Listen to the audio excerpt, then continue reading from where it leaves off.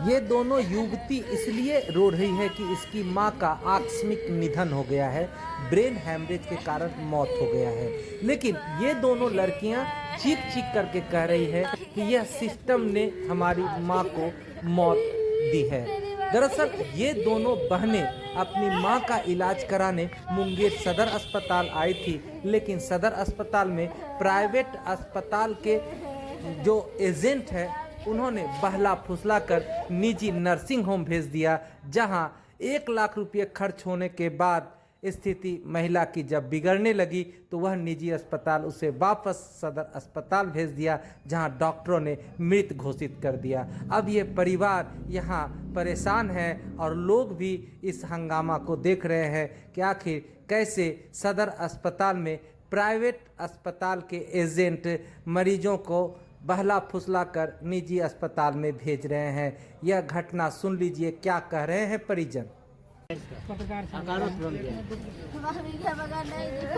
हाँ भी रात में यहाँ आए लेके सर, यहाँ से 1 आध घंटे के अंदर ऐसी उसी करके दवाई थोड़ा बहुत देके इनको रेफर कर दिया। हमको सरकारी में मायागंज फेंक देता या पटना भेज देता। 80,000 रुपया भी ले लिया, फिर वहाँ से यहाँ भेज दिया। लगातार जो है मेडिकल जो माफिया है वो यहाँ पे पनप रहा है। हम ये कहते हैं कि शुक्रवार की रात को यहाँ पे पेशेंट को लाया गया था 18 तारीख को, और यहाँ पर जब लाया गया, यहाँ पे जो उस समय मौजूद जो क्या कहते स्टाफ थे वो बाकायदे रेफर कर देते मायागंज के लिए या वो पीएमसीएच के लिए रेफर करते। वो कहाँ रेफर करते हैं, वो यहाँ पे की जो प्राइवेट जो हॉस्पिटल है वहाँ पे उसको जाके वो करते हैं, रेफर करते हैं। और स्थिति क्या होता है कि हजारों रुपया जो है कि फूकने के बाद 50,000 फूकने के बाद हमारा जो कि पेशेंट इस हालत में पड़ा हुआ है, उनके बच्चे भी लग रहे हैं। आज बताइए ये कैसा सिस्टम है।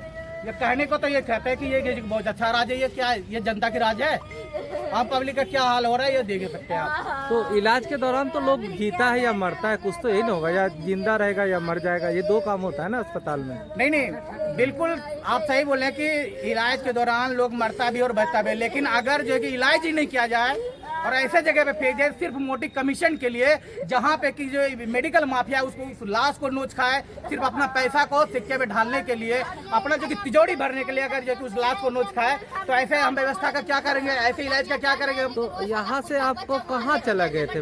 असल में यहाँ पे जो उस रात में जो स्टाफ थे, मैं तो कहता हूँ कि इसका इन्वेस्टिगेशन किया जाए, इसका जांच किया जाए, उस रात में कौन कौन से स्टाफ यहाँ पे थे। हाँ। और जब स्टाफ थे तो उसको जो है मायागंज भेजने के बजाय, रेफर करने के बजाय, उनको पीएमसीएच पटना भेजने के बजाय वो जो हॉस्पिटल जो है यहाँ पे उसको क्यों भेजा जाए सरकारी हॉस्पिटल? कहाँ भेज दिया, कौन भेजा? यहाँ से। आप उसको पहचानते हैं? सर पहचानते नहीं, लेकिन यहाँ का गार्ड को टाइम बता देते हैं।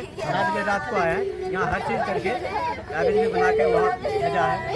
एम्बुलेंस वाले को यही बता देगा कि एम्बुलेंस पहुँचाया है, यहाँ से पकड़ ही मिलेगा सारे लड़का यही। आपको कौन बोला कि प्राइवेट में ये बात तो हम नहीं, यहीं पे अनार में लेट आए थे सर, हमें अगर पहचानते तो अभी तुरंत बता देते हाँ ये सर। लेकिन यहीं पर बोला जी। ये बात कौन बोला? यहाँ का एगो था रात में नाइट गार्ड कोई था, हाँ वही बोला नाइट गार्ड। गार्ड और घूमते रहते हैं रात में, बहुत देंगे गार्ड अगर कुछ कह देता, ऐसा नहीं कि यहाँ पे जो स्टाफ है वो उसको कहीं भेज देंगे। असल में यहाँ पे जो स्टाफ काम करने वाले थे उसका लापरवाही। तो क्या हुआ वहाँ गए 50,000 जमा करवाया। हाँ। कल रात में। हाँ। आज फिर 30,000 रुपया लिया। हाँ। उसके बाद पीएमसीएच रेफर कर रहा था, तो हम लोग बोले सर सदरे भेज दीजिए, हम लोग के पास उतना पैसा नहीं है। हाँ। तो उन्होंने 80,000 रुपया दिया। ठीक है, उसके बाद हम लोग पेशेंट डेथ हो गया। पेशेंट यहाँ आ गए, डॉक्टर चेक किए डेथ। बैजंती देवी उसका नाम था। हाँ। छोटी धपरी से आई थी वो पेशेंट, और ब्रॉड डेथ था। अच्छा, ब्रॉड डेथ था उसका है, तो सर्टिफाई करने के बाद हम सर्टिफाई कर दिए, उसके बाद तो लेके चला गया। डॉक्टर चेक किया, डेथ कर गया। क्या नाम है पेशेंट का? पति का नाम? महेश पासवान। कहाँ घर हुआ? छोटकी धपरी। छोटकी धपरी बरियारपुर के आगे, हवेली खड़गपुर में। जी। छोटकी धपरी। अच्छा, आपका नाम क्या? महेश पासवान। आप ही की पत्नी है। तो ये कहना चाहते हैं कि सबसे पहले इसका जांच किया जाए। क्या जांच हो? जांच जिन्होंने यहाँ से बकायदे पेशेंट को प्राइवेट हॉस्पिटल के लिए जो है कि भेजा है, हाँ। उसका जांच किया जाए कि उस रात में कौन कौन से यहाँ पे स्टाफ थे।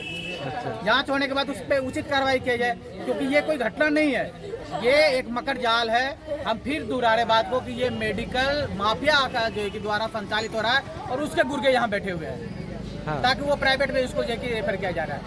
आप देख सकते हैं कि एक इंसान मर जाता है और इसको ले जाने के लिए जो सब का जो एम्बुलेंस होता है वो यहाँ पे नहीं मिलता है। यहाँ पे हम कई बार जो कि अलग अलग एम्बुलेंस के उसको कॉल कर दिए हैं और वो उसका कहना है कि आप मान लीजिए कि एम्बुलेंस है ही नहीं, जबकि यहाँ के स्टाफ से जब हम बात किए तो वो कह रहे हैं कि एम्बुलेंस है, लेकिन इसलिए नहीं दिया जाएगा क्योंकि उसका उद्घाटन नहीं हुआ है। ये जो है कि नीतीश कुमार का सच्चाई है, और नीतीश कुमार ही नहीं, हम देखते कि पूरा टोटल समाज ही आज पूंजीवाद ये लूटा हुआ व्यवस्था पे टिका हुआ है, लूट की व्यवस्था पे टिका हुआ है, और कमों में सभी सरकार का एक ही हाल है।